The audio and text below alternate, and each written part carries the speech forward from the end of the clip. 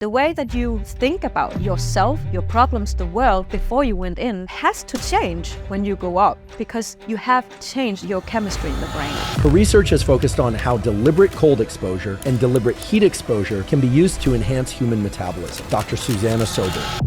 I started this kind of research where I was looking into how can we as humans, without taking any pills with this, just how can we naturally activate this tissue we have in order for us to increase our metabolism? How can we lose weight but not with any more drugs?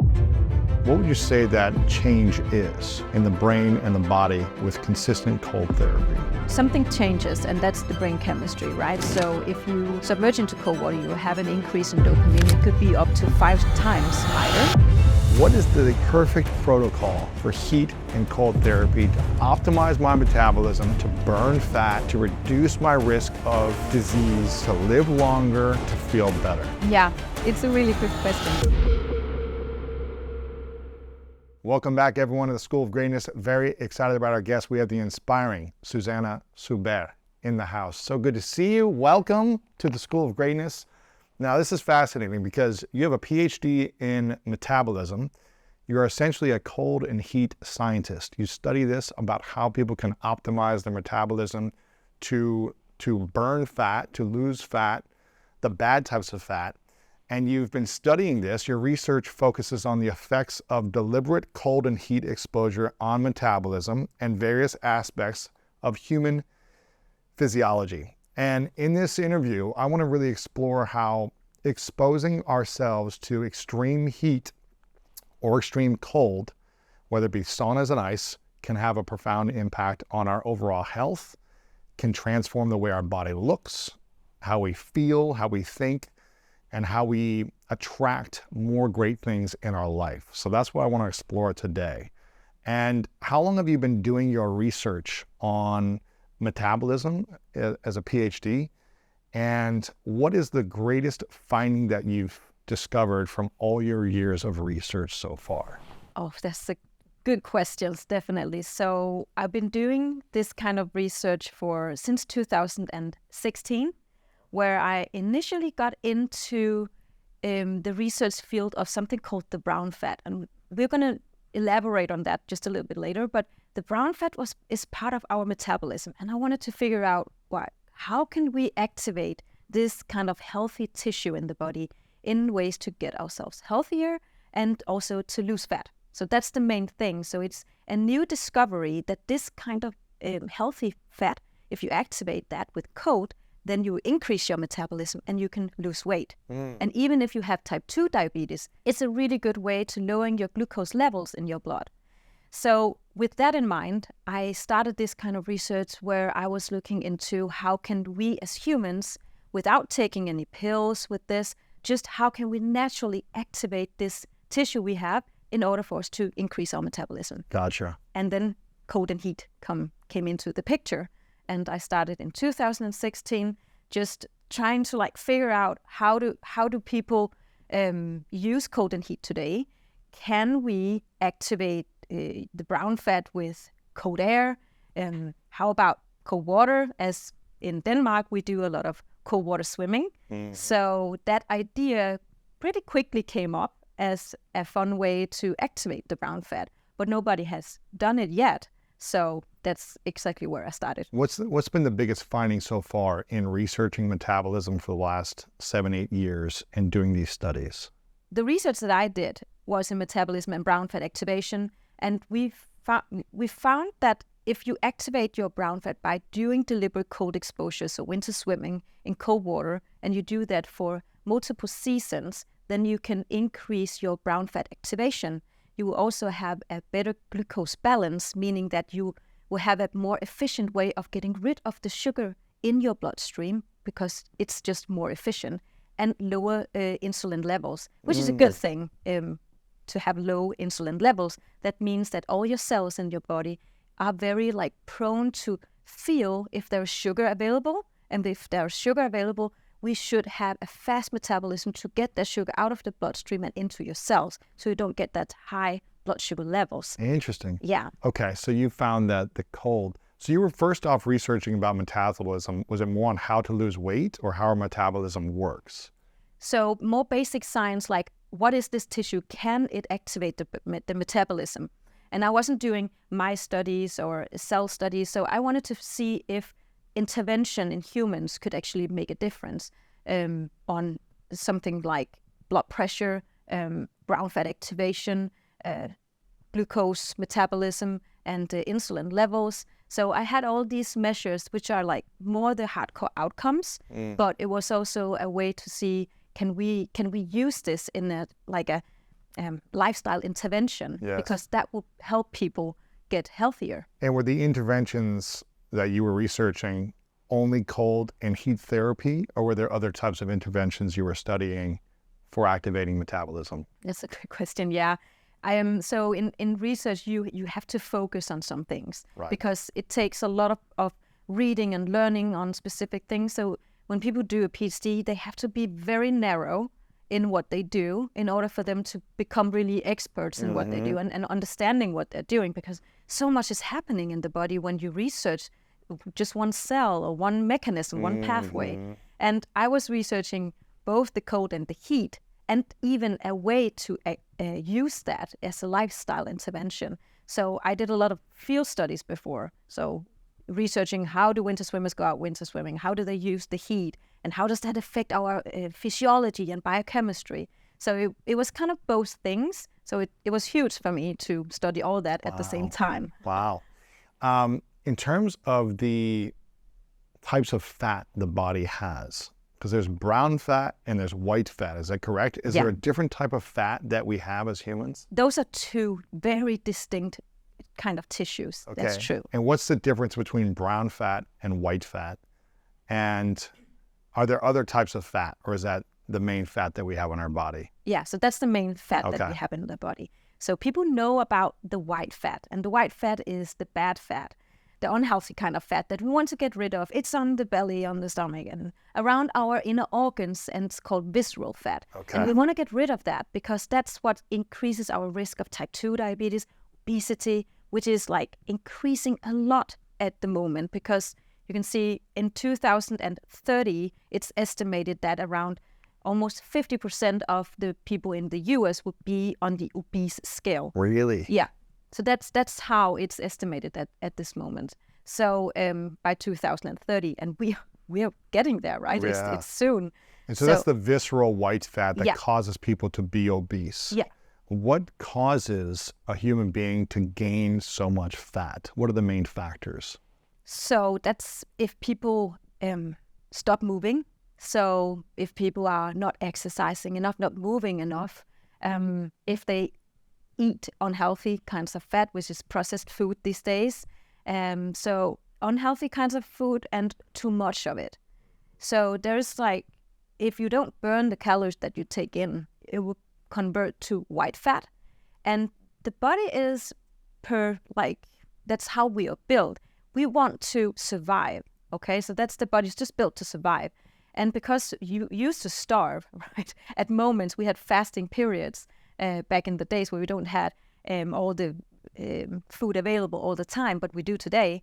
So the body is calling for food all the time. As soon as you just get after a few hours, 4 hours, 5 hours, you get hungry. And the more you actually eat, the more the white cells are sending a signal to the brain that you need to eat, because otherwise you would tear off from the white fat, and you need that kind of storage. So the white fat is actually something we need. It's a storage to survive, but we don't need that big a storage, right? Right. Yeah, so we try to figure out how can we lose weight, but not with any more drugs, because in my opinion, we have enough pills in the world, even for obesity and for type 2 diabetes. We also need to think about how can we help people not get this obese. So exercise is definitely number one thing that we need to do.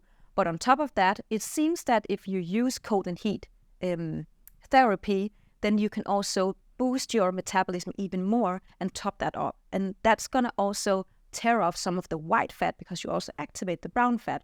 And back to your question, what is the difference between these two tissues? So to say it very short, the white fat is storing your fat in the body, and the brown fat is using the fat in the body. So the brown fat can eat off the white fat. Interesting.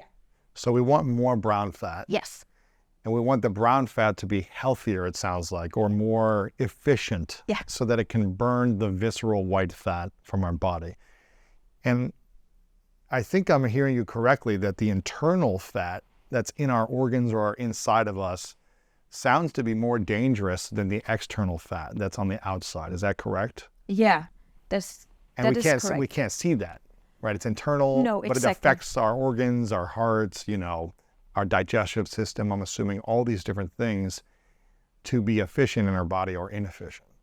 So we could have a little fat on the outside, but a lot of fat on the inside and still be not well. Is that right? That is well. That is so true. And actually, if you start being inactive, that is the first place around your inner organs where the white fat will put itself. So you cannot maybe see it at once that you're getting fatter, but you can maybe see that your fitness level is going down. Then you can see that you are maybe also getting more out of breath easier if you do a run or something like that. That is telling you that you are not as fit as you were before.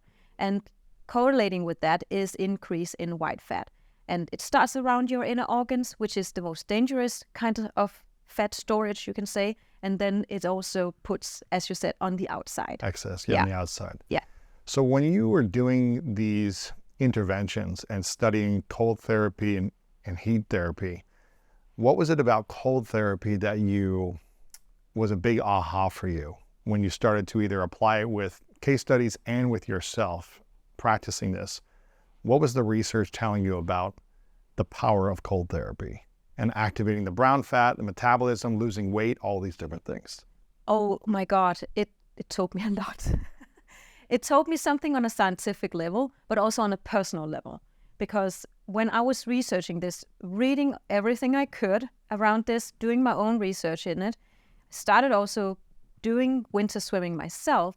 And that is where I learned how this is actually connected. Because I was reading how is our physiology affected? How is the biochemistry affected?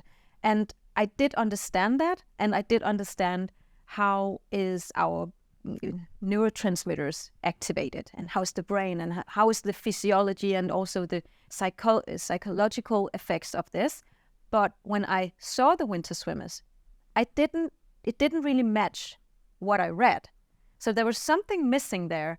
And only when I started doing this myself, I understood, it's the connection between what is going on in your physiology and your brain, and that body-brain connection, I felt that suddenly. And also this increase in gratitude, I think it is. Yeah. So when I felt that, I was like, now I understand the happiness afterwards. Why do people go into the water with another mood, but get out in completely another mood?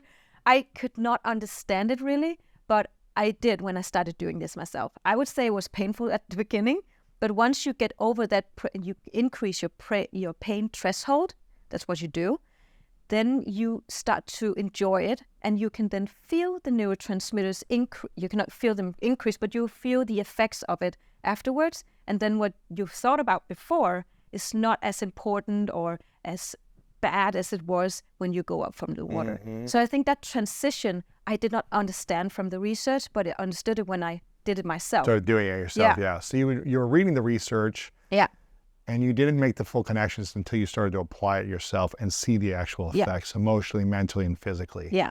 Now, what has the science shown us and proven about the power of, getting in the ice? How long should we get in the ice for? How many times a week should we get in for? And when can we start to see the impact and the results of this type of therapy?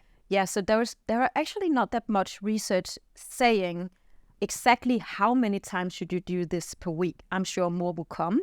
But in my research, we did do like a protocol for this. We had them note down how much they went into the water, and we tracked them with watches and had them do this kind of diary. So we knew exactly how many times they were in the water, how many seconds. Wow. And we also recruited them based on how many times they went into the water. And that was actually based on me not being a winter swimmer myself, and because I didn't want to do something extreme, because I more believe in the, you can say, hormetic effect of cold and heat therapy. Just like exercise, I studied why is exercise healthy. That's because you have this healthy kind of stress. So there's bad stress and healthy stress, and the healthy stress is the acute response. So I was thinking, if we can apply that to my research, saying, okay, we want winter swimmers to only do this very briefly, so not studying those who winter swim for a very long time, but just very brief. Then we recruited people who had done winter swimming for 2 seasons to see how does their brown fat look compared to a matched control group.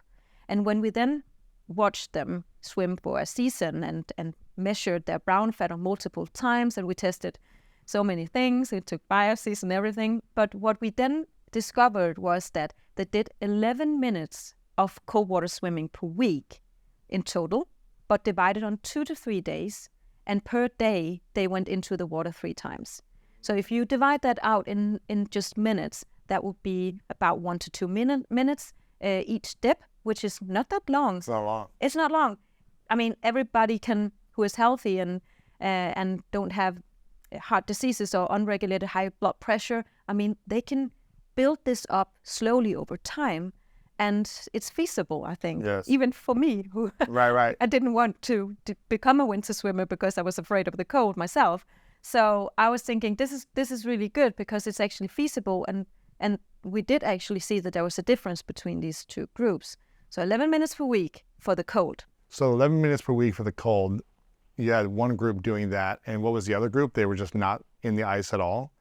Yeah. And what were the benefits? How long did it take for them to get benefits, and what were those benefits? So the control group were not allowed to do any kind of winter swimming. No ice baths, no ice baths. cold shower, none of that stuff. No cold showers or even go to the swim hole and no saunas and stuff like that. But it was no problem because they didn't do that anyways. Right. They couldn't do heat or cold. No. They had to be neutral water. Yes, exactly. Gotcha. So even going to the spa was like a thing. They were not allowed. That was an agreement. How long was this for? How many months? Or So it was 5-6 months around that time. Yeah. Okay. Yeah, actually, it was probably longer, maybe 7 months when I think about it. Yeah. So it was a winter swimming season. Okay, Yeah. I see what you're saying. So about 6 months, you got a control group. They weren't allowed to do hot or cold therapy. And then you had another control group that did roughly around 11 minutes a week of ice therapy. Yeah. Multiple times a week, sometimes a minute, sometimes 2 minutes at a time. Yeah. And so after 6 months of these 2 different groups, what did you notice as the results? So we noticed that after these 6 months, this must have been their 3rd winter swimming season. So this is built upon multiple seasons, of course, but I think it would have been the same for the 2nd season. It goes pretty fast, and I can tell you why in a minute.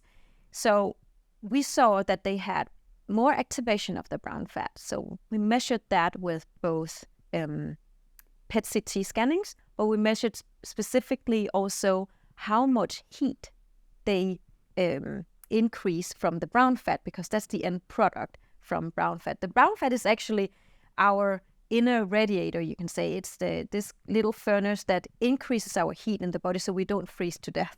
So the main goal... And helps you burn the white fat, the visceral fat. So how it works, I'm just going to tell you that. So the brown fat, when it's activated with cold, as soon as you get cold on the skin, you have to regulate your temperature in your body, right? So you don't get too cold. So in order for us to keep the neutral 37 degrees body temperature, you need to regulate that. So there will be a signal to the brain where we have this temperature regulating center saying, well, it's getting a little bit too cold here. So we will increase noradrenaline. And noradrenaline is a neurotransmitter, but also a hormone that will activate on the surface of the brown fat cells. And that's going to burn some calories because it takes fuel to activate those brown fat cells. It takes glucose in and fat into the cells, where these small mitochondria will then use that as fuel to generate heat. Interesting. So we get warmer, actually. So that's when we get cold air, cold water. And then there's an adrenaline switch in our brain that signals to our cells in the brown fat. In the brown fat, Yeah. get hotter. Get warmer. Yeah. Get warmer because you're going to die if you keep freezing, right? Exactly. Essentially, you're going to die. Yeah. So get warmer and activate yourself to be a heater in the brown fat, Yeah. which will then keep your body warm, but use energy from the stored visceral white fat to generate heat. As fuel. It's As like fuel. Yeah. So we want more of that to happen, it sounds like, to burn that fat, essentially, right? Yes. Okay. So continue there. I just wanted to get clear on that. Yes, but it was very clear. That's Yeah. good. So the brown fat activated their thermogenesis, so increased heat. So their ability to increase heat was higher in the winter swimmers. They were just warmer in general. So on the surface of their skin, they were just warmer. So that means they dump a lot of heat. So they have a high heat loss rate, you can say. And then you could ask, okay, if they are hotter, they're warmer, and they lose a lot of heat, they have to generate heat in order for them not to get too cold. So we need our vital organs to stay the same temperature, right? So in order for you to keep that temperature, core temperature up, and you're dumping a lot of heat, then you will have to activate more of your metabolism, just in general. But what we then observed was that we also had them sleep at the laboratory afterwards. And where we could see that even just at neutral temperatures, sitting in a bed, not doing physical activity or anything, just being there and not increasing their metabolism in other ways, they had just this basic higher increase of heat coming from the brown fat, which could indicate that they also just basically had more activation of the brown fat.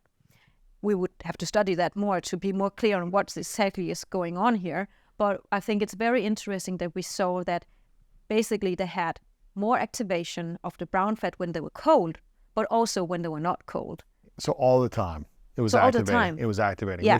which means that they were generating more energy, therefore burning more fat. Burning right? more fat. Yeah, Wow. exactly. Consistently. So it means they have a more optimal metabolism, it sounds like, right? Yeah. That's interesting. So even when they weren't in the cold, they were just hotter in general. They were hotter in general. And that's also because when you do cold exposure, but also because they do the sauna, they have a higher blood flow to the skin. And because of that vasoconstriction and vasodilation, they increase the blood flow to the skin, meaning that they have a higher heat loss rate. And for that also, so it's both the sauna, but also the cold that would generate that blood flow to the skin and make your blood vessels contract and dilate better. Wow. Yeah. Because we have this increase in dilation and contracting of the blood vessels, then we can dump more heat, but we can also contract the vessels better. Meaning if you get adapted to the cold, which our winter swimmers were, they could also just shut out the cold even better, meaning that over time they get adapted to the cold water, and then they can sit in the water for these 1 to 2 minutes, and in that way building up that you can say almost blocking out Almost the not cold. feel cold at all. Yeah, well they Or do. less cold. Less cold, less fast cold, you can say, because if you're not adapted, you almost just take it in. You're like because freezing, you're shaking the first time. Yeah. And your vessels are contracting, of course, but not as efficiently as an adapted winter swimmer. Interesting. Cold plunger. Right. Wow, this is fascinating. So what happens to the body and to the brain when someone jumps in an ice tub or cold freezing water for 1 to 3 minutes? What is happening physiologically to the brain and the body when they do that? Yes, there's so much going on. It's insane. Everything, all the cells in the body, everything is activated, because this is a moment where the body thinks or acts as if you are gonna die, because it's such a huge threat to the body. You could die within 20 minutes in cold water, 15 minutes, a half an hour, depending on the temperature and how, of course, you are in the water. If you accidentally fall in, then that's, of course, dangerous. but we are talking about deliberate cold exposure here. So if you do this on deliberate purpose and you know how to get in and up, and you should always do that, you always have an escape plan, then you should think about this as a healthy way of shocking the body. So you shock the body, and that is activating all your cold receptors on the body when you submerge into the cold water. And that's going to send a signal to the brain. I talked to that just before. And that's going to increase dopamine in the brain and all the cytokines, that's noradrenaline, which is activating the brown fat immediately, because now you are activating your sympathetic nervous system, and that is your fight and flight response. So everything is activated in the body. The brain is, you would imagine that because you are jumping into cold water, you will have a higher blood flow to the brain. A lot of people say that, I've heard, but quite the opposite is actually happening. So when you go into cold water, you will have a decrease of blood flow to the brain. A restriction. Is that a good thing, or is that a... But that's a risk, I would say. It's a risk that you don't get as much oxygen to the brain as you did when you're normally just walking around, meaning that you will have to be mindful around how you go in, how are you holding on to something, are you new to this, and never do it alone. Right. Because you could get lightheaded, you can even faint, some people do, and especially if you do some kind of breath hold before you go in, or hyperventilation, I would just not recommend that. Always try to do slow nasal breathing in the water. If you are new to this, right. you it's probably very challenging can't. your first time, yeah. Yeah, try to slow down your sympathetic nervous system by activating your parasympathetic nervous system. But that is really hard in the beginning, but you can try. So, but one thing I would just say that people should avoid is doing hyperventilating breath work before and in the water, because that's definitely going to activate your sympathetic nervous system even more, decreasing the blood flow to the brain and oxygen to the brain, and increase CO2, and you will have less oxygen delivered to all your cells in the body. And that's a risk, right?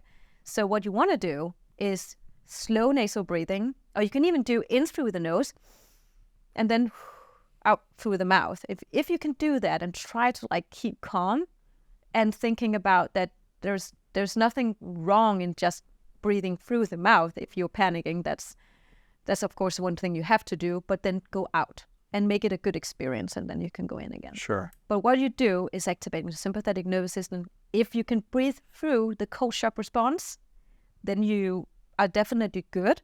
You can rehearse that, and then you will activate more the parasympathetic nervous system. So what is going on here? Well, the first thing, you activate your fight and flight system, the sympathetic nervous system. All your stress hormones are going up, noradrenaline and dopamine. You have even oxytocin going up, actually, which is also making you grateful, and you have this love hormone in your brain. But you should just be mindful that the only thing that you can use to get control of your sympathetic nervous system is your breath. Right. But if you can do that, and you can breathe through the cold shock response, you will get calmer afterwards. And if you put water to the face, also on your face, then you will also activate your vagus nerve, which will help you a bit.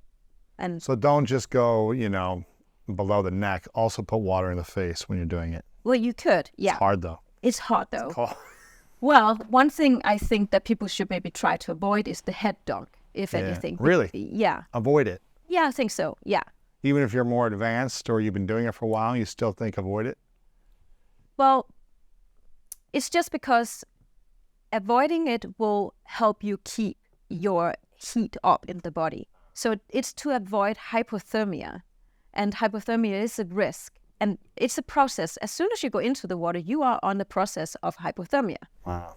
You are. Yeah. So, and you don't want your core temperature to go down to 35, but we do see research showing that if you submerge to the neck, then you have all this, you have your fat, you have your tissue, bones, everything is protecting you from a very rapid heat loss of the core.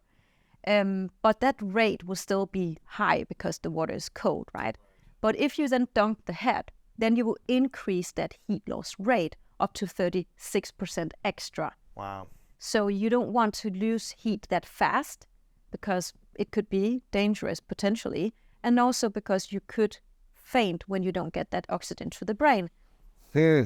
So I'm just saying that the head dunk is not necessary. You will get all the benefits just by going into the water up to the neck, and it's more safe. And of course, you should do that with other people around you to keep it safe. Is there a certain temperature we should be at when we get in the ice or cold therapy?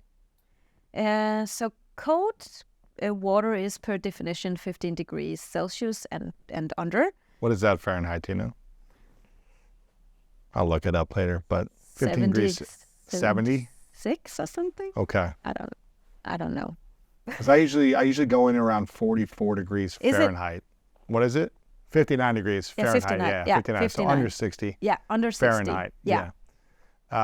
Because I usually go around 44 degrees Fahrenheit. Yeah. I'm not sure what that is. That might probably under 10 degrees But Celsius. that's under 10 degrees, yeah. Yeah. Yeah. And it's cold. And it's Yeah, cold. Well, the thing is that if we look at how the metabolism is activated, because really that shows that you have activated your sympathetic nervous system. And if you want to get the benefits, you would just have to look at when is your sympathetic nervous system activated. And you can do that with higher degrees than that. Right. So you don't have to go that cold all the time. You could also go a little bit warmer, then a little bit colder, just to keep increasing that exercise for your cells, where you increase that hormetic stress and you increase the heat shock proteins in the cells, which repairs the cells and the enzymes and make that cell stronger. It repairs it. It repairs it. And if you don't overdo it, so if you overdo it, sit in a cold tub for 10 minutes or something like that, I would suspect that would be too much for the body if you do that over a longer time.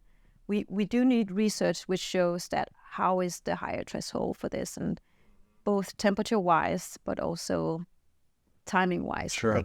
So I've been doing cold therapy or ice baths for about 22 years. I started when I was 18. That's a lot. Right? Now it's been off and on for 22 years, but I started when I was 18, all through college. I did it probably 3 times a week. After football practice, I would do it almost daily. And it was probably in the high 50 degrees. It was probably like 58, 59, somewhere around there. It was 55 every now and then. And it was usually a waist below. Yeah. It was a tub, like a cold plunge tub that we had for sports. It was kind of waist below. And I always felt the physical effects afterwards, where it was like I practiced and trained very hard. My legs were tired and they were sore. Yeah. I'd get in there for 5 minutes, waist below, and I'd feel like recharged. I'd feel Fantastic. like, my muscles were lighter, they were recovered. How long did you sit? Better. Maybe 5 or 6 minutes. 6 minutes, yeah. Okay. And it was always waist below. So it wasn't as cold as if it was up by the neck. Yeah. Right? So you could tolerate it more, and it was just the legs. And I always felt better, and I felt better the next day. After I would get some sleep after that and recovered, I felt like, man, I can hop around, I can use my legs better. They were more efficient. So I got the benefits from that, over those years of college. Now, over the last 10 years, I started to get more into it just from understanding, okay, how do I optimize my life? How do I burn more fat? By learning more about some of this. But when you did the controlled studies, the 2 different studies, those that did ice therapy and those that did not for those 6 months, did you see more fat loss in those that did the ice therapy in this study? Did you see that they got stronger muscles? Did they, did their blood change? Did they feel younger? What were the other benefits to the control group that jumped in the ice throughout that time? That's really good question. So, did it help them reverse their age, their biological clock, or did it do any of these other things? Yeah, well, you can say that if you have a lower blood pressure, I think it's really good. Blood pressure sounds a bit boring, but it's actually a super interesting outcome and a very stable outcome when you look at how well your metabolism is, how well your cardiovascular system is functioning. So if you can lower your blood pressure by some intervention, then it's an intervention that you should appreciate at least. Because we did see that the winter swimmers had a lower blood pressure and heart rate baseline level. So that means that they probably have lower inflammation and also a better metabolism, which we also did see from measuring the brown fat. But we also saw that they had a better glucose metabolism. So meaning that when they drank this sugar drink, it's a glucose tolerance test. They processed it better, right? Exactly. It was more efficient. It's more efficiently getting rid of the sugar from the bloodstream. It's not storing the fat, it's getting it out. Yes, exactly. So we did that test, and we did see that they had a faster glucose metabolism. They also had lower insulin levels. So the insulin levels have to be as low as we can, because that means that our cells are very sensitive to sugar. And that's good, because then you don't have all that sugar floating around in your blood circulation. Sure. What else did we see? So they actually also built up, and this sounds a little bit counterintuitive. I would say maybe that we took some biopsies from their white fat to see how does it look, and it seems like they have this higher lipolysis, but also lipogenesis. They had higher lipogenesis, so building up the white fat. So that could be because they increase their metabolism so much that the body is trying to keep the storage up. So the lipogenesis, meaning that the white fat cells try to restore the fat cells that they are losing all the time. Really? Yeah. And we did see the winter swimmers had a lower fat percentage. We, of course, because of the nature of this study, we could not tell whether it was because they did 1 hour of more exercise per week, or if it was because they did, but it's not that much of a difference, I would say. But they also did the winter swimming and also the sauna. The heat as well. Yeah, exactly. Yeah. So, and that's going to top off your exercise and metabolism even further. So it makes sense that they probably have a bit of a lower fat percentage. And at the same time, we did see in the white fat that they had higher lipogenesis. So what is lipogenesis? Lipogenesis is a way to measure how fast or how much does the body wants to increase the fat in the white cells to say that it's plain. So those bodies that were doing the cold and the heat, their white fat cells were reproducing faster, is what it sounds like. Because they were also burning so fast. It off, yeah. So they're like, okay, we need to stick around here to protect you if there's a fast. And so they were building fat cells just as fast as they were burning them. Maybe not. Okay, but it was stronger. Trying to. Right. But it was burning them so fast. Yeah. More than it was keeping you. Yeah, because we also need that depot to survive in times of fasting. Right. And this body is just old, it's an old DNA where we were going hunting and we didn't always have that much food that we have today. So the body is still the same. We try to keep the storage and we were hunters and gatherers once, right? So it was like there were periods of time where we didn't have anything. So we need that storage in order for us to have like a little bit of food when we don't have any food.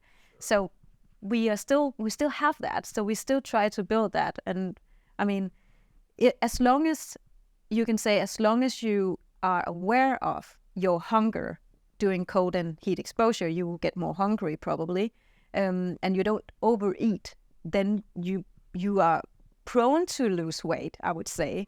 But why don't we see winter swimmers losing a lot of weight? I don't think we see that in Denmark. I don't think that winter swimmers are particularly thinner or skinnier than others. You still have to know how much you're consuming and eating. You could swim in the ice tub 5 times a week, but be eating 5,000 calories a day, and you're going to be obese. Yeah, exactly. You're going to gain more weight if you're consuming more than you need. Now, I'm curious about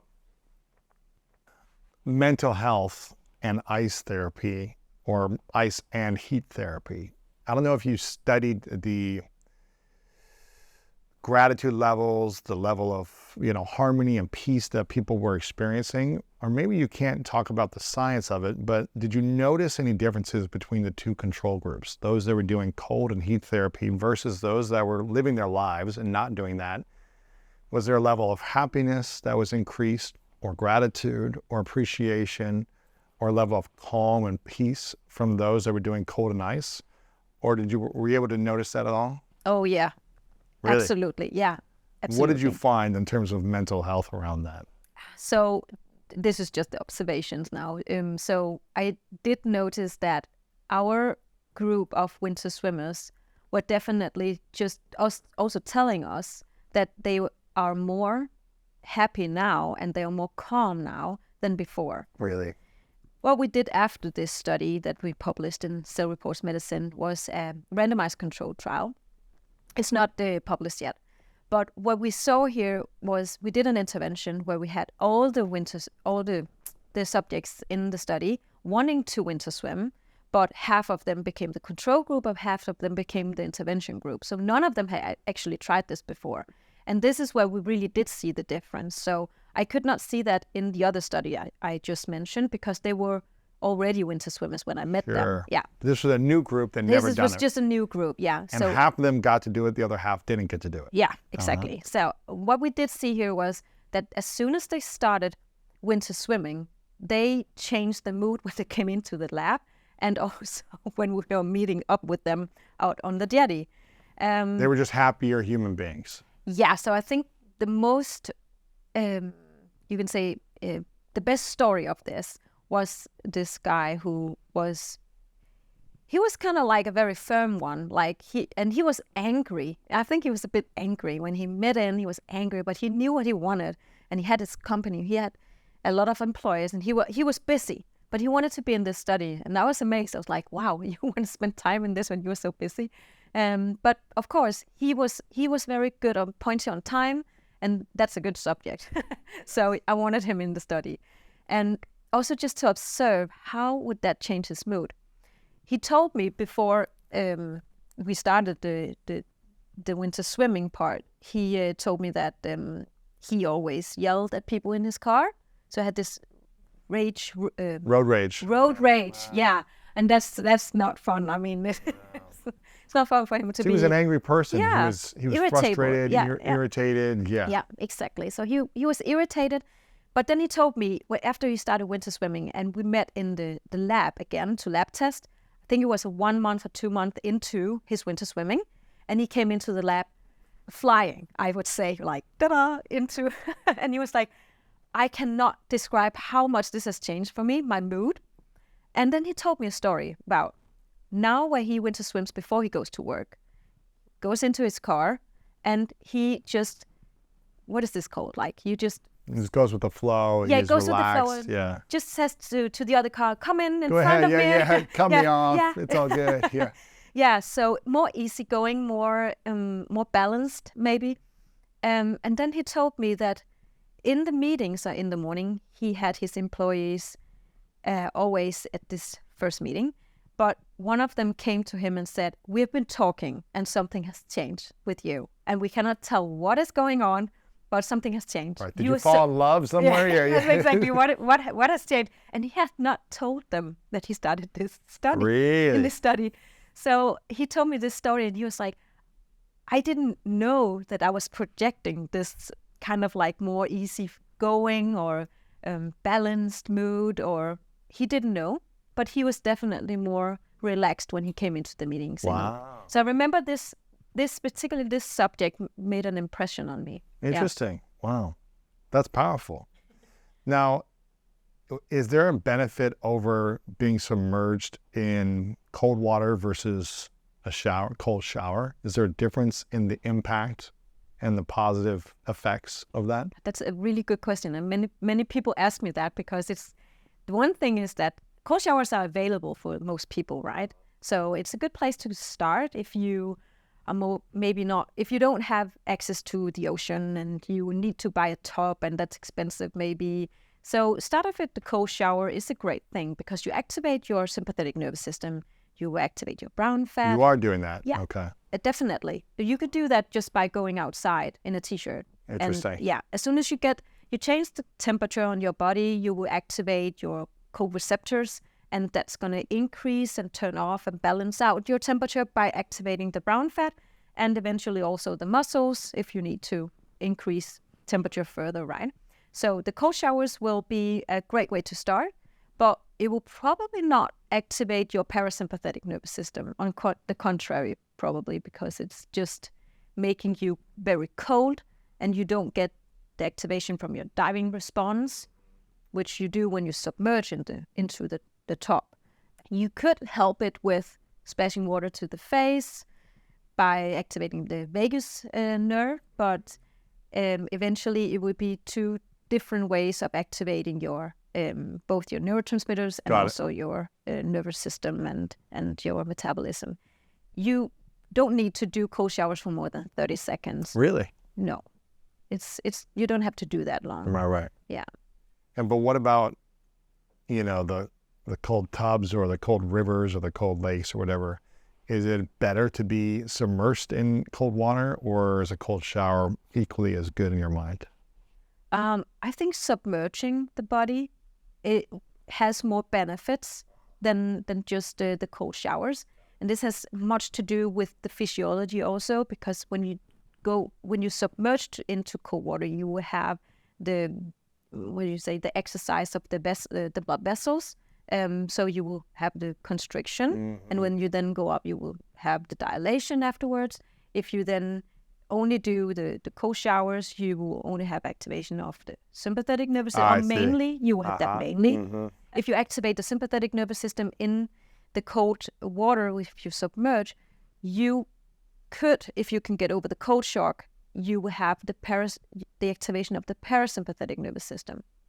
So if you don't have any heart problems, that will mean you will increase your fight and flight response, but then also you will feel the rest afterwards in the parasympathetic activation. Got it. But if you do have heart problems and you do have unregulated high blood pressure, it's not recommended that you submerge into a cold bath. I wouldn't recommend that, because there is a conflict when you activate the sympathetic nervous system and also the parasympathetic nervous system at the same time. So the heart is like increasing, right? So sympathetic nervous system makes the heart rate go up and the parasympathetic wants it to go down. At the same time, it's a bit of conflict for the heart. So that means that you will experience arrhythmias to the heart. So for people who are uncertain about their heart health or maybe don't know their blood pressure, I would definitely recommend that you just get your blood pressure measured. It's non-invasive. It's something you can even buy these things and do it yourself. Yeah, I mean, and you can also just go to your doctor if you're uncertain about, is this for me? Because you have something, then ask your doctor. What I'm hearing you say is, when someone is getting in the ice or the cold therapy consistently, weekly, over many months, something changes in their brain, and it affects their mood. Yeah. And their overall brain changes, their chemistry in their body changes, and things start to shift. What would you say that change is in the brain and the body with consistent cold therapy? So I think, so we can talk about neurotransmitters, because I think that something changes, and that's the chemistry, the brain chemistry, right? So if you submerge into cold water, you have an increase in dopamine. It could be up to 5 times higher, or 2.5 times higher, to up to 5. But you also have the increase in noradrenaline, and noradrenaline is what I talked about before. It's also activating the brown fat, but gives you all that energy. And the dopamine gives you that drive and that motivation to do this again, even. So repeating something that you felt good about. And that's why we say in Denmark that winter swimming is addictive, because eventually when you have done this a couple of times, the body and the brain will connect this to a very good experience. And you have this increase in oxytocin, which is a stress hormone, right? So you will have this increase in oxytocin, makes you feel this love towards yourself, the nature, each other, and that's going to make you more grateful. And imagine now that you have increased all these neurotransmitters that makes you feel on different levels more, feel better, right? And that was just the stress hormones. So we also have serotonin, which is activating when you activate the parasympathetic part of your nervous system. So if you have all these, you can imagine how that changes your baseline way of thinking about yourself, your problems, the world when you go out. The way that you think about that before you went in has to change when you go up, because you have changed your chemistry in the brain. So you'll view the world in another way. You have to, because you just changed all that chemistry. Yeah, so all these chemicals are turned on when you submerge yourself for a minute, a couple minutes in the cold therapy, in cold water.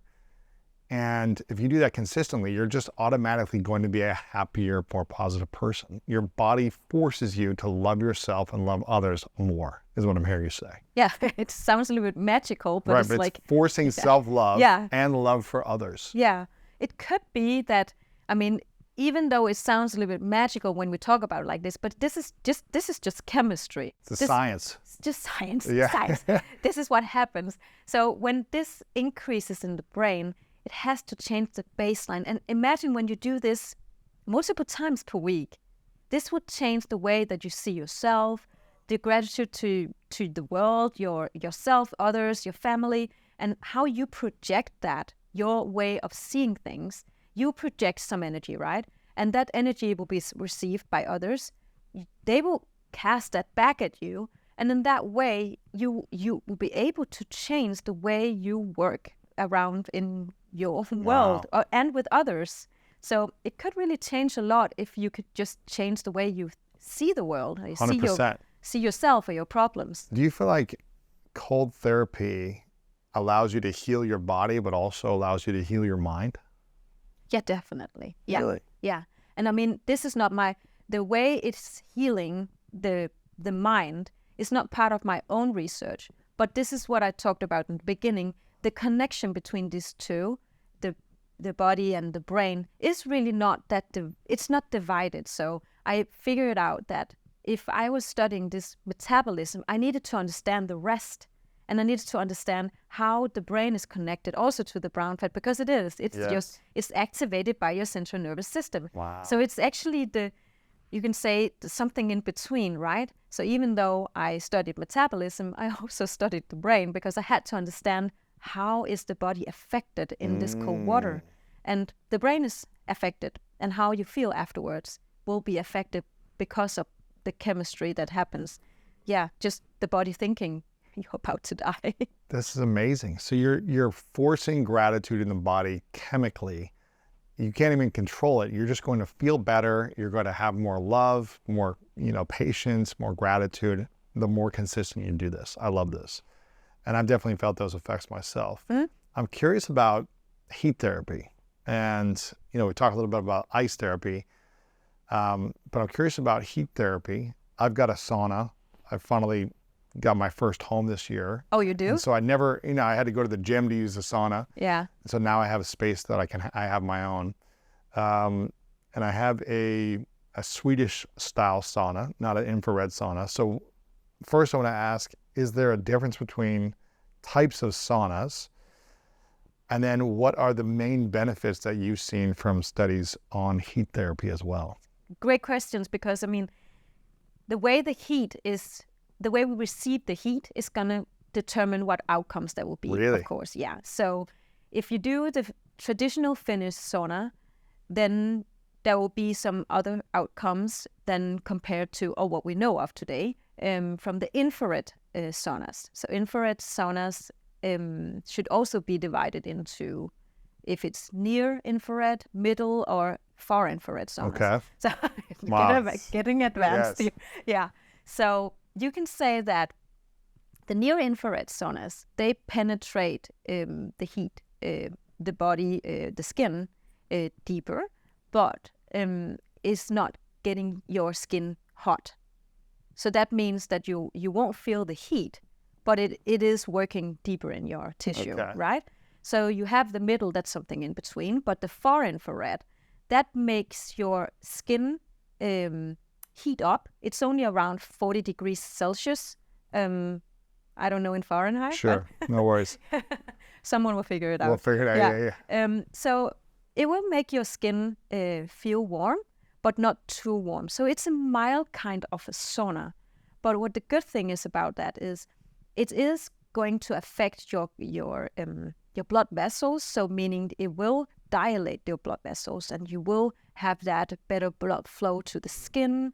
And there's research showing that it increases the collagen and elastin Yep. in the The skin. elasticity in the skin, the collagen. Collagen, exactly. And it will make the skin appear younger. So these studies have shown this, and also it works good on eczema. So there's studies on Eczema. eczema. Yeah. It's just like Søberg. Yeah. I struggle too. Yeah, it's all good. So these studies on young boys shows that they have reduced symptoms or less eczema. No, I didn't. That was great. That was Eczema. good. Yeah, Okay, good. And redness. So that means that it actually is good for wound healing. So there are studies showing that these infrared saunas are great too. I would say that if you are not very keen on the very hot sauna, which is the Finnish style, then I think that infrared sauna is great. Also because it's milder to your cardiovascular system. It's less intense for the heart rate. Less intense, yes, exactly. So if you don't want that very intense heat and sitting there sweating sitting in your own sweat even, then I think that infrared sauna is great. You just sit there a little bit longer, but you will also have some of the benefits on your cardiovascular system. You will also have the benefits on your skin, and you will also have the increase of what I wanted to say, nitric oxide. That was one of them. So it makes your blood vessels more elastic, because the endothelial cells will increase. So you will have a better contraction and dilation of your blood cells, which will help your cardiovascular system as well. So you will have some of the benefits as well on the infrared stuff. Okay. Yeah. But what's the Finnish or Swedish style, I guess, saunas? What are the benefits of that? Yeah. When you feel the steam, the heat. You feel it. Yeah. I usually put mine up to like 200 degrees Fahrenheit. Yeah. 198 to 200, which it gets hot right away. Yeah. You feel, whoa, it's like an oven, Do you pour water? And then I over pour it? water on the rocks, and then it's like, oh, it feels like another 20 degrees every time. And I try to go in there for about 20 to 30 minutes at a time.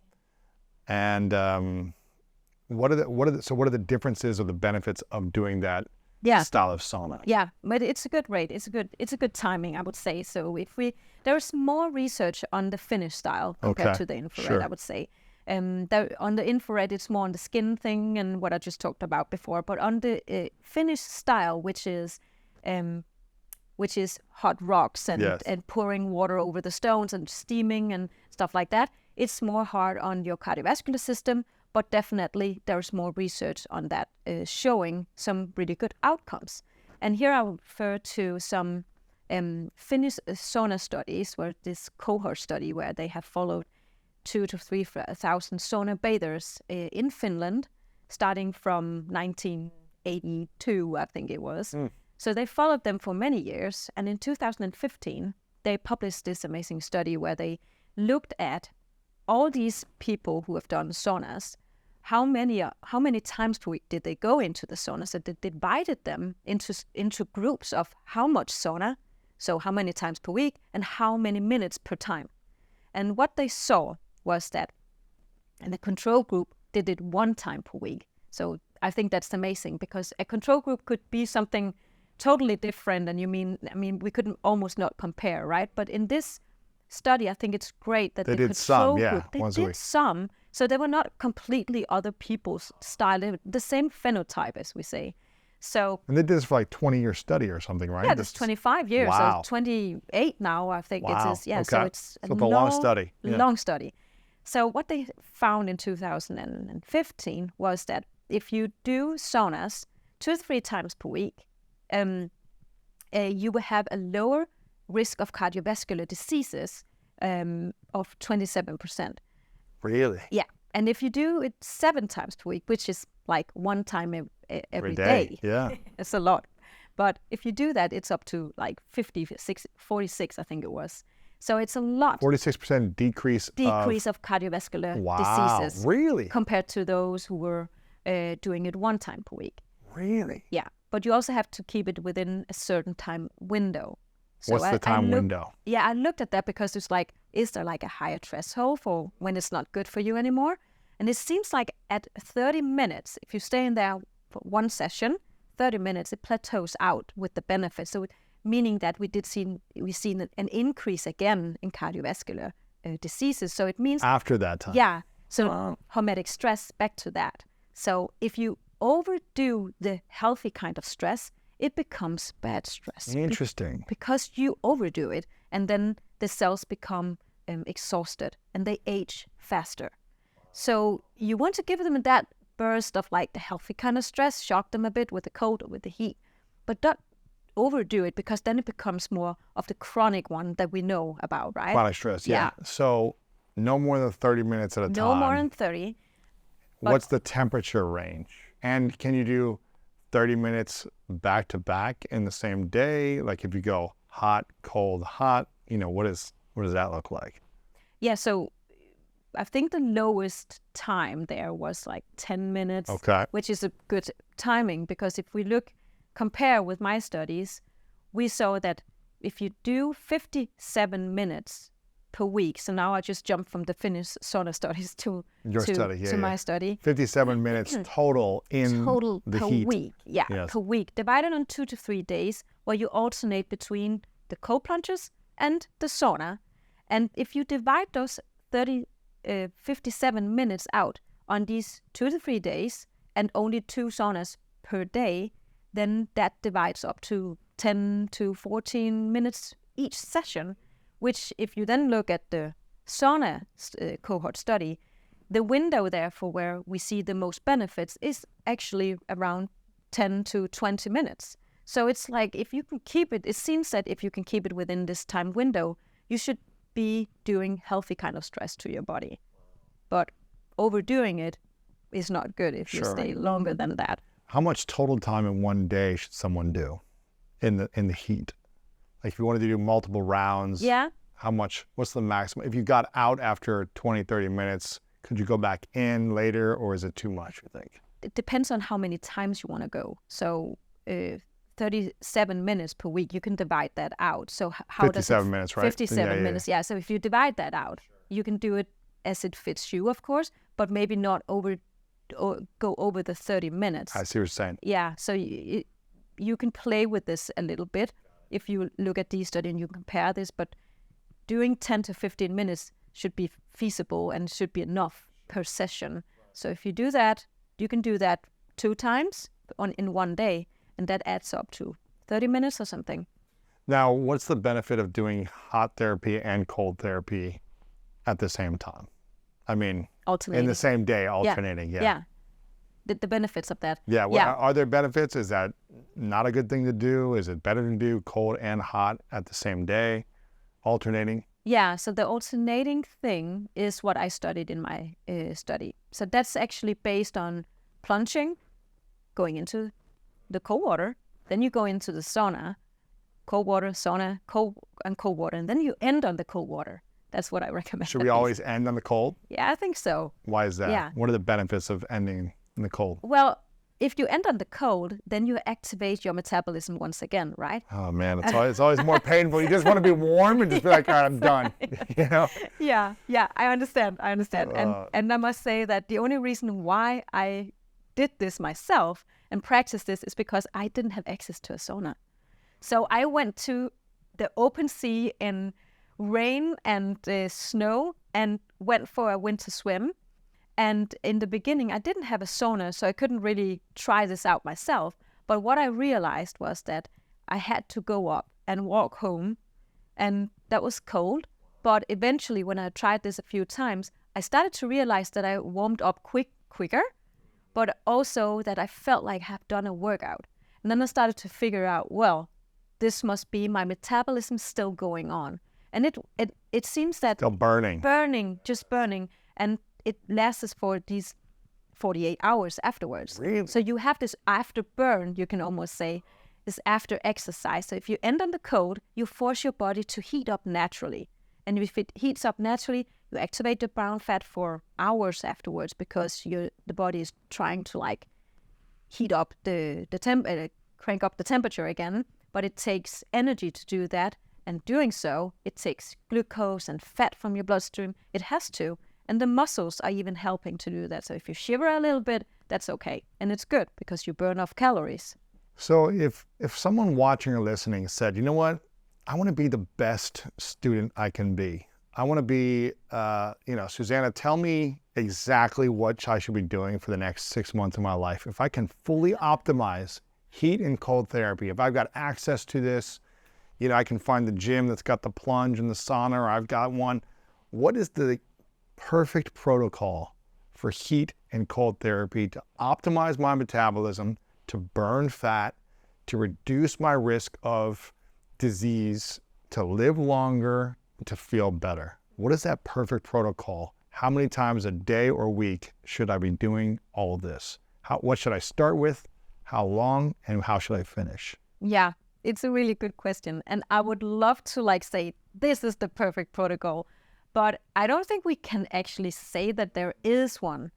Maybe not at the moment, but we can say that we have some guidelines here. Okay. And I think it should be individualized. Okay. Depending on who you are, how is your nervous system? Do you have anxiety? Do you have any other diseases that affects you? Do you have depression? There are so many things that I think also determines, should you do this this much or this, how should you even start this?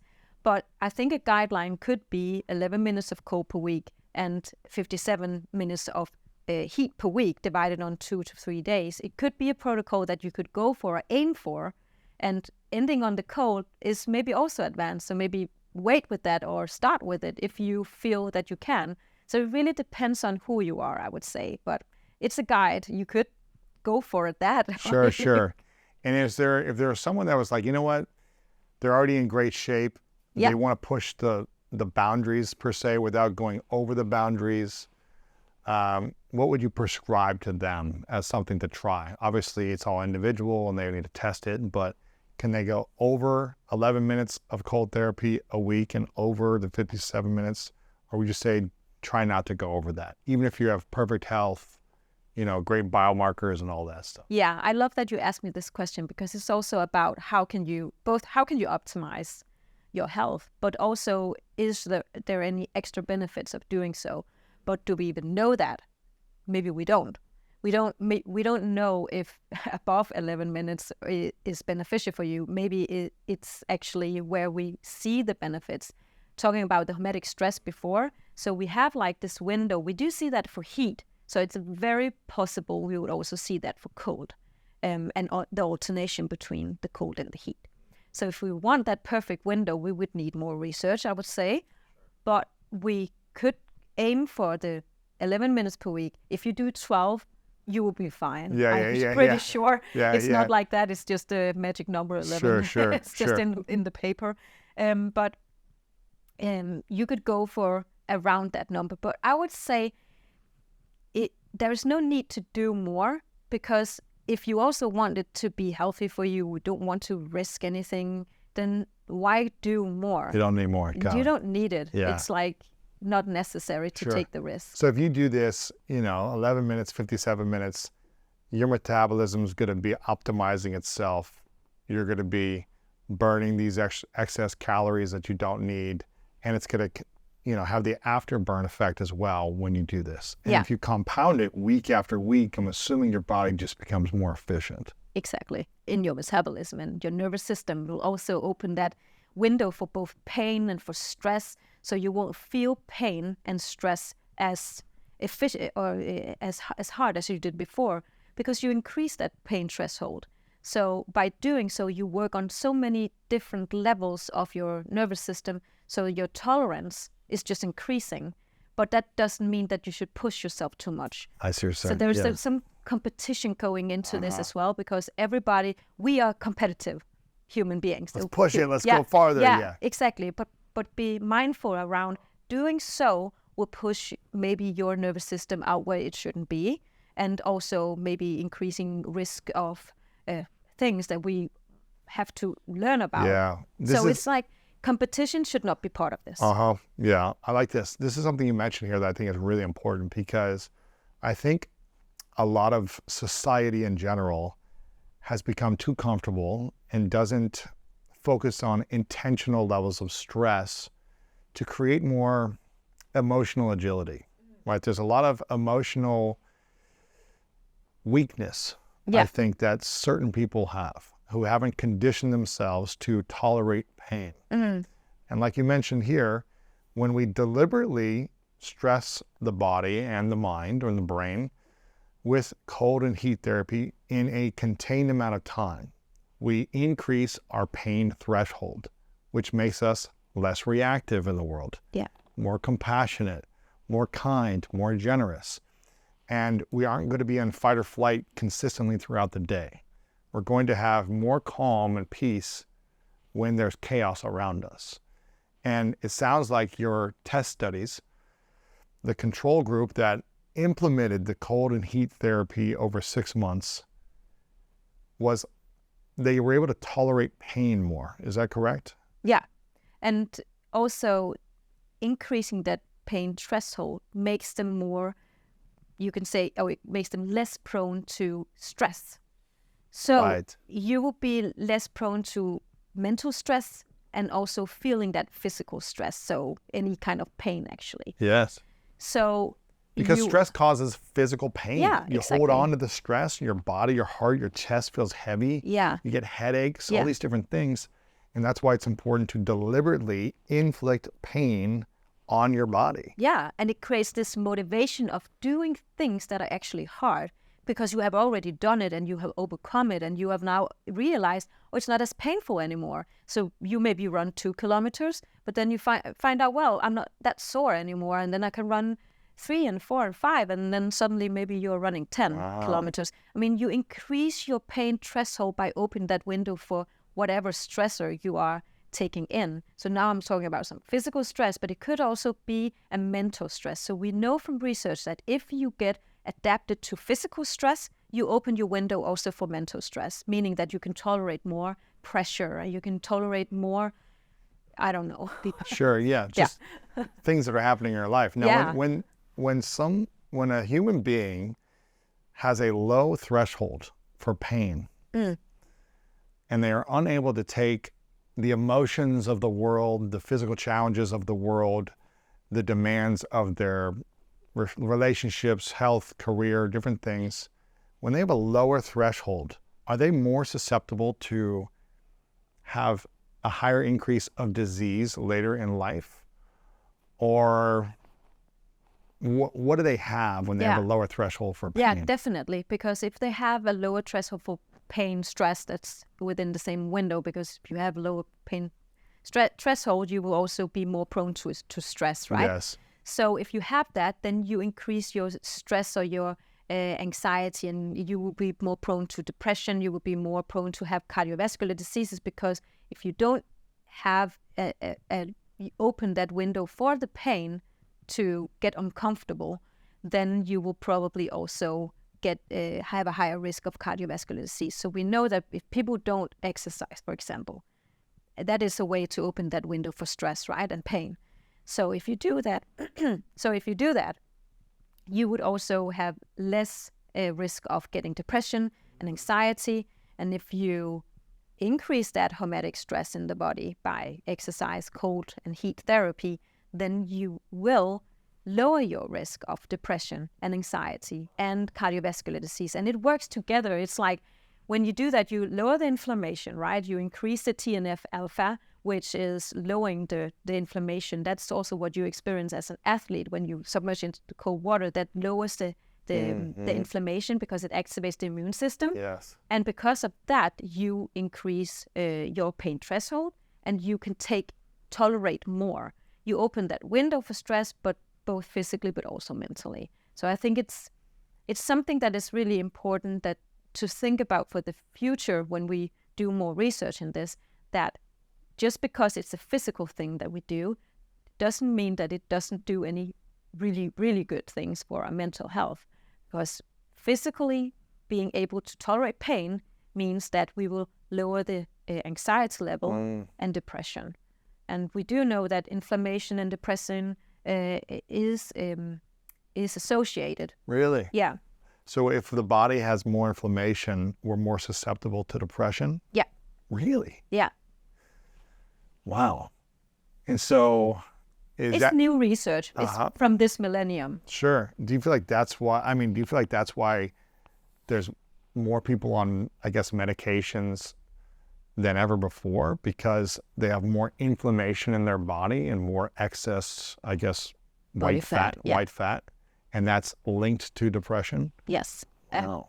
Definitely. It's completely linked together, because if we go back into 1980s time, we definitely see that that's where the increase starts from in obesity, but also depression.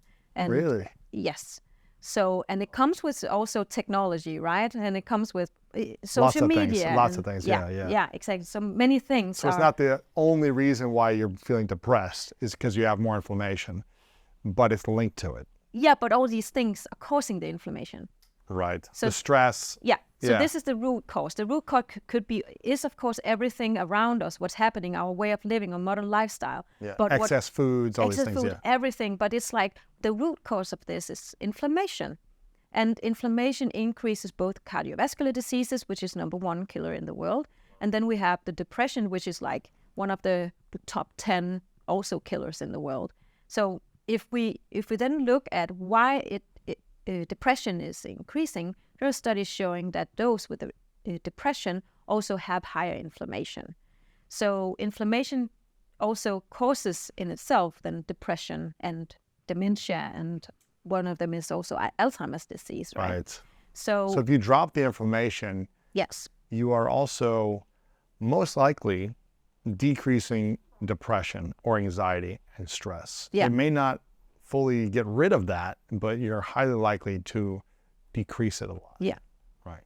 Because there's people who are extremely physically fit with low body fat, who have, who look like they have healthy bodies, strong muscles, athletic, who also have mental health and depression. Yeah. So it's not only associated with that. They can have other challenges and issues that you need to heal and process, but it's also a big factor in causing depression. Exactly. If you have obesity and a lot of excess fat. Yeah. And inflammation. And it's also, like you just said, it could also be depression for some other reason, genetics and everything. But our genetics has not changed that much since the 80s.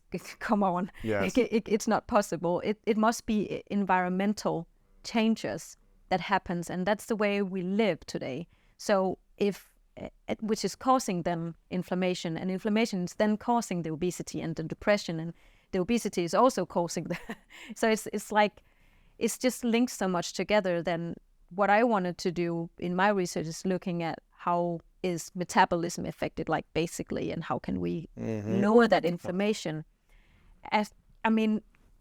So one of the things that I observed when I was working in the hospital before I became a PhD student and even thinking about cold and heat therapy, I was working with patients in the hospital. I was a nurse, and not for a very long time, but I was there and did see patients have, it was really a hard place to be, to see people that suffer that much. And they all have one thing like in common. They had inflammation. Really? Yeah. They had high inflammation, blood clots in legs and arms, and got amputated because of that. The legs and arms amputated because of legs, yeah. Because of high blood, because of inflammation, blood clots, and it's hard to see that some of the people could, if they only knew and had help also increasing their or changing their lifestyle, they might not, they probably wouldn't have ended up in that ward and getting this surgery. So I think at that time I was like, when I was talking to them about their lifestyle, many of these basic things that I was thinking, this is basic, this, they didn't know. Really? Yeah. And also they didn't know how to implement this into their life. So it's like oh, we know that exercise is good, but I kind of like don't know how or when, or I mean, is it that important? Yeah. Is it that important? It's like this kind of, or it's too painful and I'm more comfortable in this situation. yeah, exactly. And then there's this way of building our society around, we have to work a lot, and we maybe not have incorporated exercise into work time. And I mean, there's a lot of things that we could optimize in order for us to prevent disease instead of just curing it when it's, I mean, when it's there, okay, well, then we have to do something about it. But what about looking at how can we help people not even go there? So that was one of the main things I wanted to study when I went back to university, is preventing. What was your life like personally before doing this research and implementing the research yourself in cold and heat? And what is your life like now afterwards? Yeah. Can I stop laughing? Because I was such a wuss. I was such a cold sissy. Yeah. I was so scared of the cold. But not only that, I was also scared of dark water. I think I still am a bit, actually. Sure. Yeah. So I was living by the sea, but not using it. I was watching it. It was beautiful. And I did see people go in the summer into the water, but I didn't go because I didn't like the dark water. I didn't like that it was even cold still. So I was just so comfortable myself. I did exercise, but the thing about the cold and even the heat was so disturbing to me. It was like, oh, it's so uncomfortable. That is just too much for me. Right. I'll work out and I'll do yoga and I'll train, but I'm comfortable with this discomfort. Yeah. Yes, exactly. There's other discomfort I don't like. It's just too potent. Yeah. It was just too much. It was too stressful for me. So I do really understand why some people today were like, that is just too much. That is crazy. I cannot do it. But now I have done it so for a long time now, and I have seen how this actually changed my life. It changed the way I feel about cold and heat. I'm not as cold anymore. I am feeling comfortable at colder degrees than I did before. I easier just say I'm gonna go out in nature. I don't feel as restricted anymore about temperature. So if I forgot my jacket, I'm more okay. I'm actually just more okay with a lot of things. So I think that... But you seem like you seem physically healthy. I'm assuming you probably were before. Were there any emotional or physical benefits before and after besides being able to walk around in cold air? Yeah, so the warm thing, I'm just warmer. Yeah, but I also feel more in connection with nature. So I do my cold plunges in nature. I think the connection with the nature thing was not in my life before. So I realized that going out in nature really, really made my mind reset. And I do this every day, but in the weekends I do it with my family. So we do it together Saturday and Sunday, go for long walks and bring our dog. So using nature and getting outside, getting sunlight, and getting out in swimming in the sea with my family made us reconnect in another way. So it has brought a lot of things with me. It doesn't have to be my family. It could have been my friends, or it could have been... So sometimes I go with my friends as well. It's just to say that it has changed the way I live, because I now see that I can use it in another way. It makes me happy. It makes me more balanced, which... I mean, in times you're out of balance, right? But this can definitely get me back in balance. If I do this in the weekends, I know that I'll be better. You'd be a better person. I'll be a better person. Yeah. Yeah. Did you feel like you had emotional or mental challenges before this study, or did you feel pretty, like you were a pretty solid human being before this? Yeah, so I would say so. Yeah, you felt pretty good. I felt pretty good, yeah. And you feel even better now. But I feel really... I would say I had moments where I could see today I would have benefited from just going out in nature. Right. You're right, and just use it as it is, because, I mean, 20 minutes walks has shown to increase or decrease your stress levels by noradrenaline levels and cortisol levels. Just 20 minutes of nature, it's a nature pill, right? 20 minutes lowers your stress levels. This is measured and proven with science. So that walk is even enough to change your biochemistry, just like I talked about before with the cold water. Using nature, using the cold water, using the heat is all going to do that. And I think even though I felt pretty stable before, I feel better now. So I think it's for everyone. Everyone can optimize this and feel better. And I'm not good every day. I have bad days too. Everybody does. Right. And there's been some tough times during my PhD, I would say. And also there, I used it. And that's where I realized that this is actually just getting back to balance. It really helps me. Just going out there in nature and just thinking, okay, at least I know this is helping me. It's going to help someone else one day. Absolutely. Is there anything else around cold or heat therapy that we should know about around metabolism, hormone balance, optimizing our health? Is there anything else that you think we need to talk about or cover? I think we covered a lot. Is there anything we're missing that you think Is there anything we're missing? I think we've been around a lot of things. Even the breathing part, I think that breath work is one of the things that actually reconnects the body and mind. And it's a great tool. This is the way I got into like learning about the breath work and how breathing in a certain way or in a certain technique is connecting the body and mind. Because when I started to research and writing my ethical protocol, I needed to figure out how do I teach people how to go into the cold water. Right. And some tools needed to be found in my practical way of thinking about this research. So I was thinking, okay, what is it that I need to do? And I was starting winter swimming myself because I had to learn what is going on. And one thing I realized before I went into studying this is my breathing, when I went into the water or even before, totally determined the outcome of this plunge. So if I wasn't mindful around it, then I would have not as good as an experience as if I was mindful around it.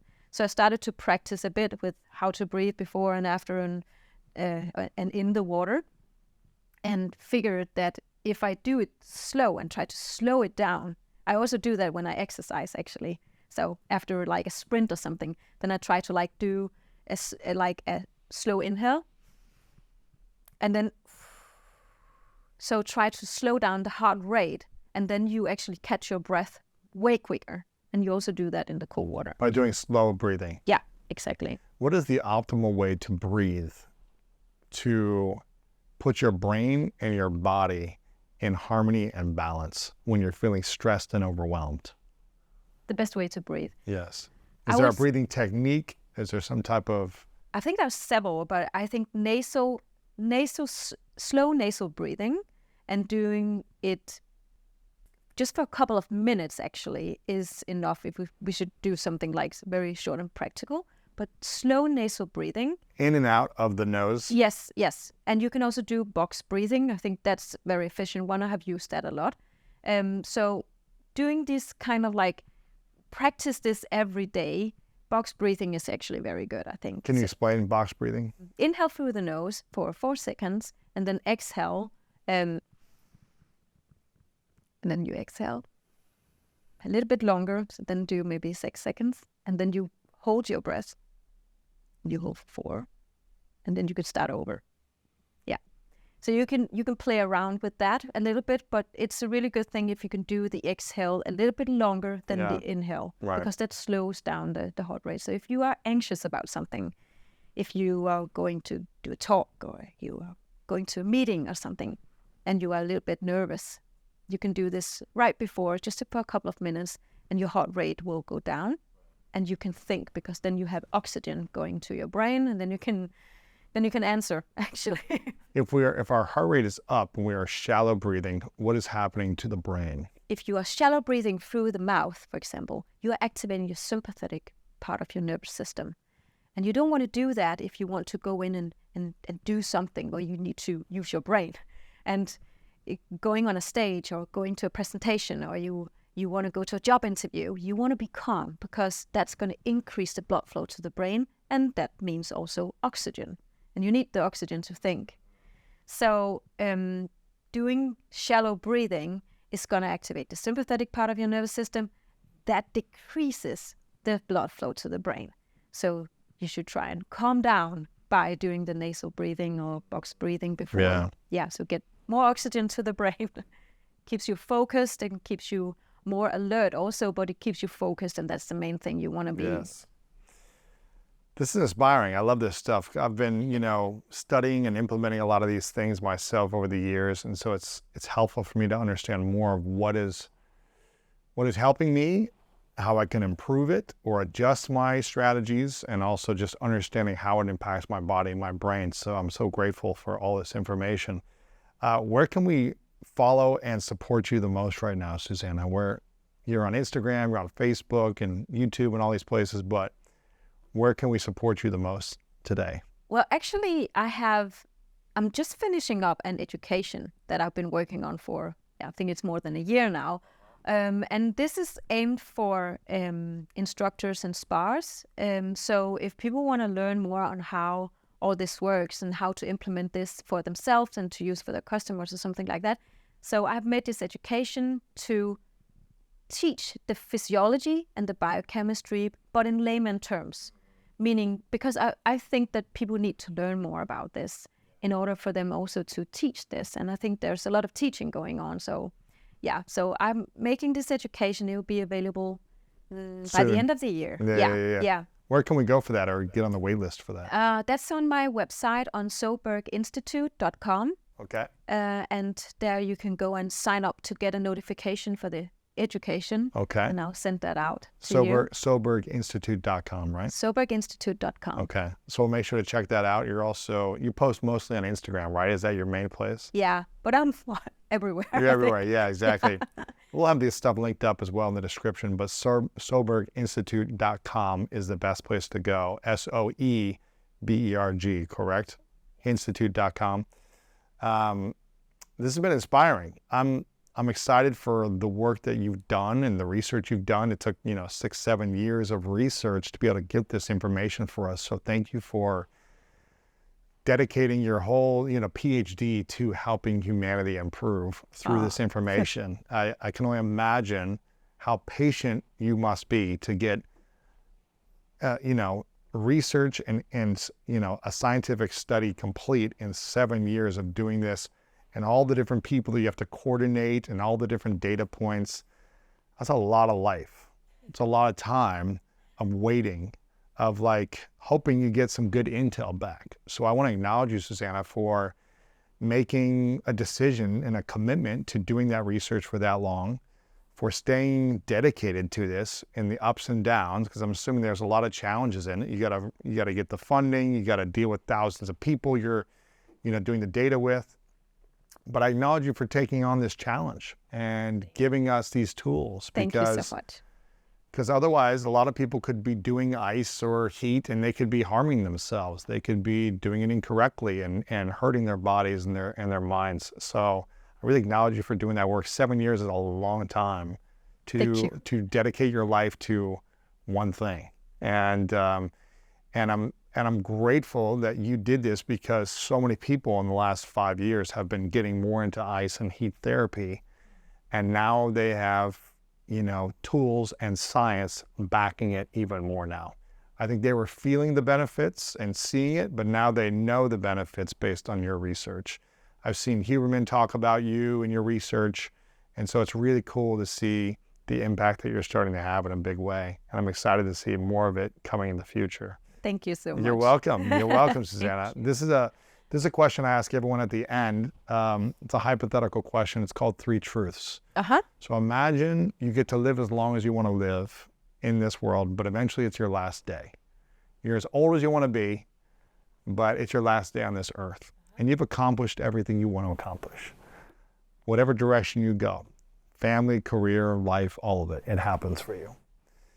But for whatever reason, on this last day, we don't have access to any more of your content. So this conversation doesn't stay here in this world, it goes away. Your research goes away. All the conversations you've had that are, recorded, we don't have access to anymore.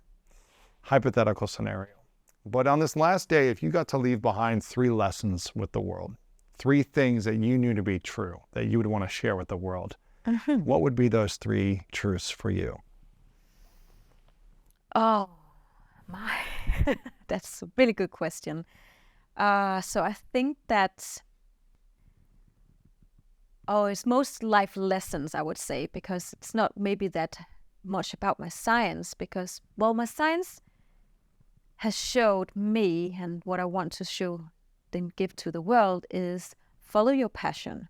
Because if you do what makes you happy, it's gonna work out somehow, in some way, and it can take 7 years or more, I don't know.